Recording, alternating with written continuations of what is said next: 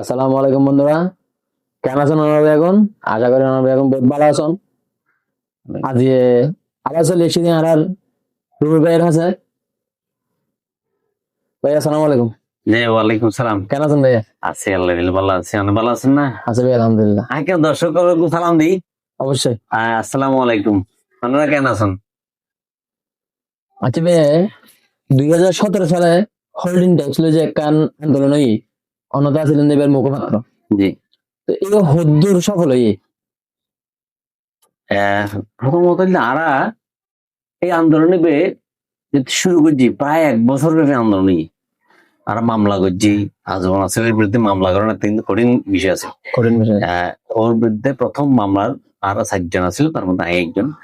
আর যে 3 জন আছিল আর জয়লোক সর্দার আছিল, আর আরেকজন আছিল আর সৈয়দ ভাই আরেকজন আছিল, আর আমি আসছিলাম। আর 4 জন আসছিলাম এবং তারা 3 জন আরে ইবের করছে, ওই যে পাওয়ার অফ অ্যাটর্নি দিয়ে মামলা করেছে আমার দায়িত্ব দিয়ে। তো যাই হোক, আর মামলায় গজ্জি করি এক পর্যায়ে মামলা আর এই প্রক্রিয়া স্থগিত করছি। পরে আবার তারা আজমন আসলে যাইনি মামলা বেড়ে চালাই এনে আবার ট্যাক্সি করছি। এখন মানুষের মধ্যে খুব কিনলেই মানুষের দেখাতে আগে আরা 100 দিতাম দিল্লি বর্গফুটের ভিত্তিতে, আর বাড়িয়ে 70 ইন্টারন্যাশনাল না বিল্ডিং ভাড়া আছে কিনা, বা এখন জায়গা রাস্তা তো হাসা না দূর খন এলাকার এই যে বিরোগ্য আমথম বিরোগ্য 102। এখন আজমল আছে আইন হঠাৎ করে আর হাইকোর্ট ডাউন শুরু করছে। হঠাৎ আইনত আছে দে অনর ওই অনেজিগর তাহন ইবের ভাড়া হত হন ভাড়া না পাইলে আমরা যদি নিজে তাহন ইবে ভাড়া দিলে হত পাইতে, মানে ব্যাগ 6 বছর হিসাব।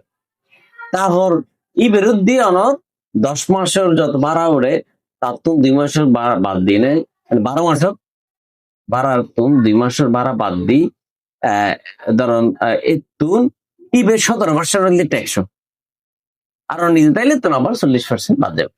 অর্থাৎ আগে আজ ইবে ভাড়া ধরুন ট্যাক্স আসিল দিয়ে 5,000 টাকা, ইবে 1 লাখ টাকা। বুঝছেন না, মানে 5,000 টাকা 1 লাখ টাকা যাবি। আগে যে টিনেশন করার ট্যাক্স আসিল ইবের মধ্যে খতাই ট্যাক্স ধরে ফেলি, তাহলে মানুষ আর না পারে, মানুষ যেতে না পারে। আর আন্দোলন শুরু করছে, আন্দোলনের এক পর্যায়ে আইনে এই বেশ স্থগিত করছে এবং আরো মনে হচ্ছে আরো সফল হই। তারপরে দেখি আইন আসছিল, এরপরে আজম নাসিরের পরে ওনার খুরশেদ আলম সুজন প্রশাসক ও আইনে ফেললে শুরু করলি। ঠিক আছে, সরকারি যে খোটা আছে বিল্ডিং আছে তার তোমারা বর্গফুটের দি ইয়ালইম এই ট্যাক্স লইম। প্রাইভেট জিন আছে মেনশন করবার এতুন, ঠিক আছে এতুন এবার ওইতুন। হ্যাঁ, তারাও কইলাম কিন্তু যে এক দেশের 2 আইন গুলি কিন্তু আরো আবার গলা চেপে ধরব।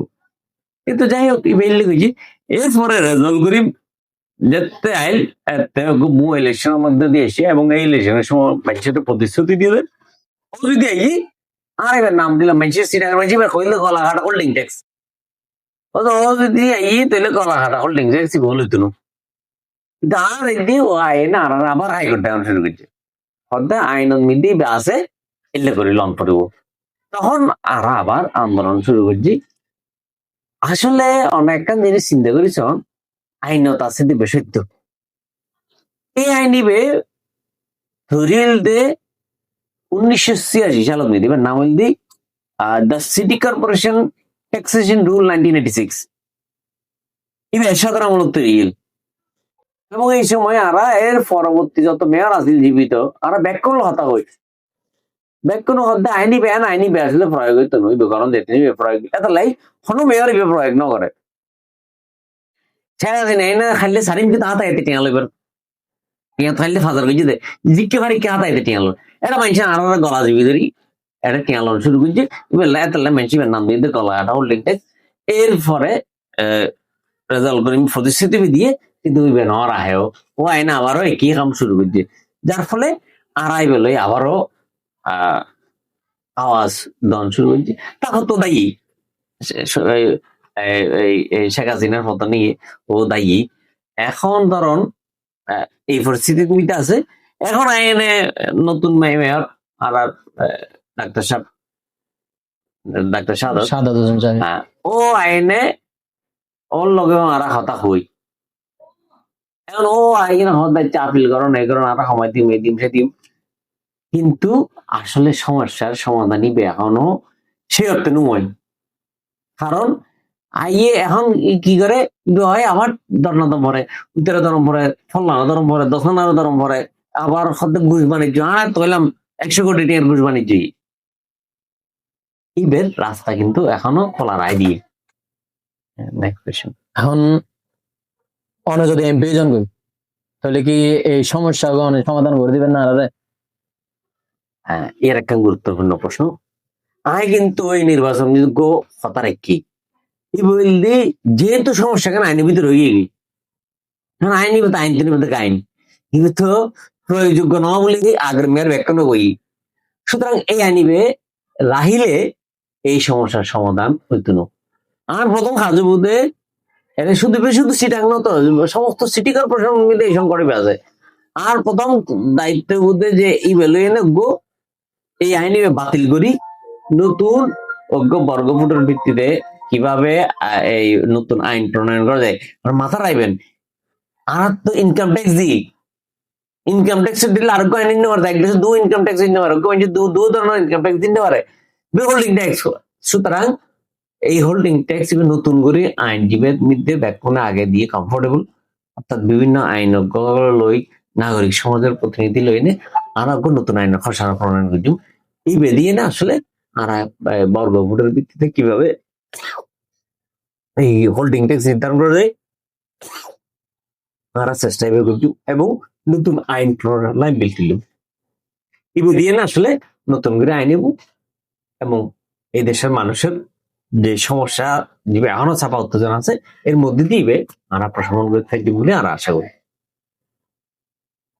তো বন্ধুরা অনাদাবে এখন উন্নয়ন আর রুমি ভাইয়ের বক্তব্য, হোল্ডিং ট্যাক্স লই চট্টগ্রামের মধ্যে বর্তমানে চলার যেটা জানান বা যেটা না জানায় 1400 টাকা থাকবে তনুমনে চলার। এখন যদি আর রুমি ভাই এমপি নির্বাচিত হয় এই সমস্ত তনুমনের মধ্যে আগে প্রথমে কি করবো, অ্যাটাক করবে, এইখানে আগে বন্ধ করবো। একালা হইতে দল নির্বাচন না করি ব্যক্তি নির্বাচন করেন, একবার ভোট দিবেন 5 বছর শো করতে আইবেন। আর যদি ব্যক্তি নির্বাচন করিবে তনুমনে করেন আবার 5 বছর কি চলিব, নরক নরক নরক ছিল না নরক চলিব। আর টানা টানাইবে তো বুঝো না ওরা দুর্মিস চলিব, দুর্মিস হোল্ডিং ট্যাক্স দুর্মিস হয়ে যাবে। হোল্ডিং ট্যাক্স দিতে দিতে কি জুতো 500 জোরে যাবে কই। তো এই সর্বোপরি ধন্যবাদ। আসসালামু আলাইকুম। বেগুন আর রুমি বেলা দোয়া করিবেন, আল্লাহ দোয়া করিবেন। তারুণ্যের প্রথম ভোট মাতালের পক্ষে হোক, মাথালের পক্ষে হোক, রুমি ভাইয়ের পক্ষে হোক।